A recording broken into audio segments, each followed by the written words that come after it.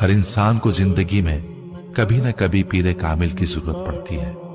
کبھی نہ کبھی انسانی زندگی اس موڑ پر آ کر ضرور کھڑی ہو جاتی ہے جب یہ لگتا ہے کہ ہمارے لبوں اور دلوں سے نکلنے والی دعائیں بے اثر ہو گئی ہیں۔ ہمارے سجدے، ہمارے پھیلے ہوئے ہاتھ رحمتوں اور نعمتوں کو اپنی طرف موڑ نہیں پا رہے۔ یوں لگتا ہے جیسے کوئی تعلق تھا جو ٹوٹ گیا ہے۔ پھر آدمی کا دل چاہتا ہے اب اس کے لیے کوئی اور ہاتھ اٹھائے، کسی اور کے لب اس کی دعا اللہ تک پہنچائے، کوئی اور اللہ کے سامنے اس کے لیے گڑ گڑائے، کوئی ایسا شخص جس کی دعائیں قبول ہوتی ہوں، جس کے لبوں سے نکلنے والی التجائیں اس کے اپنے لفظوں کی طرح واپس نہ موڑ دی جاتی ہوں۔ پھر انسان پیر کامل کی تلاش شروع کرتا ہے، بھاگتا پھرتا ہے دنیا میں کسی ایسے شخص کے لیے جو کاملیت کی کسی نہ کسی سیڑھی پر کھڑا ہے۔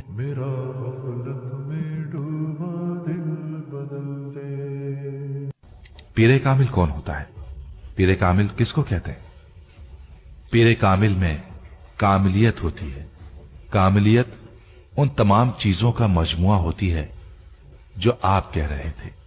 پیر کامل وہ شخص ہوتا ہے جو دل سے اللہ کی عبادت کرتا ہے، نیک اور پارسا ہوتا ہے، اس کی ہر دعا قبول ہوتی ہے، اس حد تک جس حد تک اللہ چاہے۔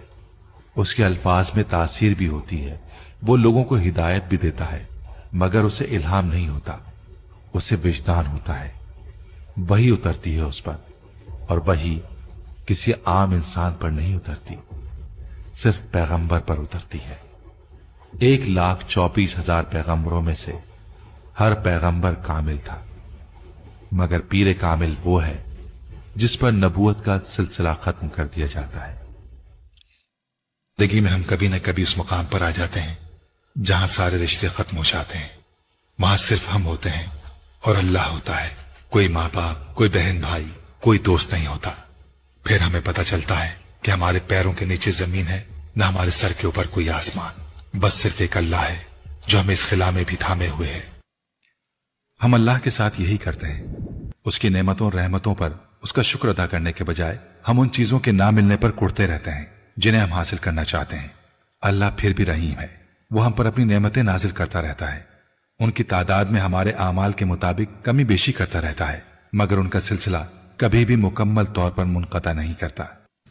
انسان کے لیے سب سے مشکل مرحلہ وہ ہوتا ہے جب اس کا دل کسی چیز کی گواہی دے رہا ہو مگر اس کی زبان خاموش ہو، جب اس کا دماغ چلا چلا کر کسی چیز کی صداقت کا اقرار کر رہا ہو مگر اس کے ہونٹ ساکت ہوں۔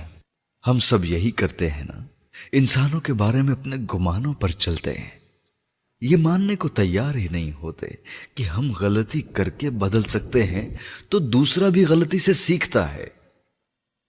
توبہ کے دروازے پر کسی ایک انسان کا نام تو نہیں لکھا ہوتا۔ سود اسلام کی بنیاد کے خلاف ہے۔ ہمارا دین جن کچھ بنیادوں پر کھڑا ہے اس میں سے ایک انسانی ہمدردی اور مدد کا اصول ہے۔ اگر مسلمان ایک دوسرے کے بھائی اور مددگار ہیں تو یہ کیسے ممکن ہے کہ وہ ضرورت کے لیے اپنے مسلمان بھائی کو دی جانے والی رقم کو منافع کے ساتھ مشروط کر دے؟ ہمارا دین اللہ تعالیٰ کی برتری کے علاوہ دنیا میں کسی اور سے ویسی عقیدت اور پرستش کے خلاف ہے۔ روپیہ صرف دنیاوی زندگی کو چلانے کا ذریعہ ہے۔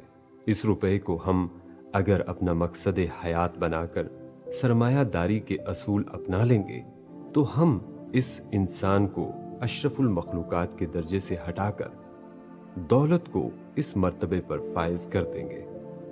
اگر قرآن میں اللہ فرماتا ہے کہ سود کا کاروبار کرنے والا اللہ اور اس کے نبی صلی اللہ علیہ وسلم سے جنگ کر رہا ہے تو دولت کا بت بنا کر انسانوں کی ضرورتوں اور مجبوریوں کو استعمال کرتے ہوئے ان کا استحصال کرنا دنیا میں اللہ کے اس نظام کو چیلنج کرنے کے برابر ہی ہے جس میں اللہ انسان کو ایک دوسرے کی فی سبیل اللہ مدد کرنے کا حکم دیتا ہے۔ اگر اللہ کو ایک ماننے والا اور نبی کریم صلی اللہ علیہ وسلم کو آخری پیغمبر ماننے والا بھی صرف خدا خوفی اور خدا ترسی کے لیے ایک دوسرے مسلمان کو منافع لیے بغیر کچھ دینے پر تیار نہیں تو مسلمان اور کافر میں فرق کیا ہے؟ کافر دولت کے حصول اور اس کی بڑھوتری کے لیے بہت سارے خداؤں کو پوجتا ہے، مسلمان تو اللہ کی عبادت صرف اللہ کی خوشنودی اور اخروی زندگی کے لیے کرتا ہے۔ وہ تو رزق میں کشادگی اور نعمتوں کے عطا کیے جانے کو اللہ کی عبادت کے ساتھ مشروط نہیں کرتا۔ اگر قرآن میں اللہ فرماتا ہے کہ سود کا کاروبار کرنے والا اللہ اور اس کے نبی صلی اللہ علیہ وسلم سے جنگ کر رہا ہے، تو دولت کا بت بنا کر انسانوں کی ضرورتوں اور مجبوریوں کو استعمال کرتے ہوئے ان کا استحصال کرنا دنیا میں اللہ کے اس نظام کو چیلنج کرنے کے برابر ہی ہے جس میں اللہ انسان کو ایک دوسرے کی فی سبیل اللہ مدد کرنے کا حکم دیتا ہے۔ اگر اللہ کو ایک ماننے والا اور نبی کریم صلی اللہ علیہ وسلم کو آخری پیغمبر ماننے والا بھی صرف خدا خوفی اور خدا ترسی کے لیے ایک دوسرے مسلمان کو منافع لیے بغیر کچھ دینے پر تیار نہیں تو مسلمان اور کافر میں فرق کیا ہے؟ کافر دولت کے حصول اور اس کی بڑھوتری کے لیے بہت سارے خداؤں کو پوجتا ہے، مسلمان تو اللہ کی عبادت صرف اللہ کی خوشنودی اور اخروی زندگی کے لیے کرتا ہے۔ وہ تو رزق میں کشادگی اور نعمتوں کے عطا کیے جانے کو اللہ کی عبادت کے ساتھ مشروط نہیں کرتا۔ بیشتر لوگ خود کو بہترین مسلمان ثابت کرنے کے لیے دوسروں کے ہر عیب اور خامی کو دکھانے اور جتانے کی وبا میں مبتلا ہوتے ہیں، اور ان کا اسلام انہیں صرف مقابلہ اور موازنہ سکھاتا ہے، پردہ پوشی نہیں۔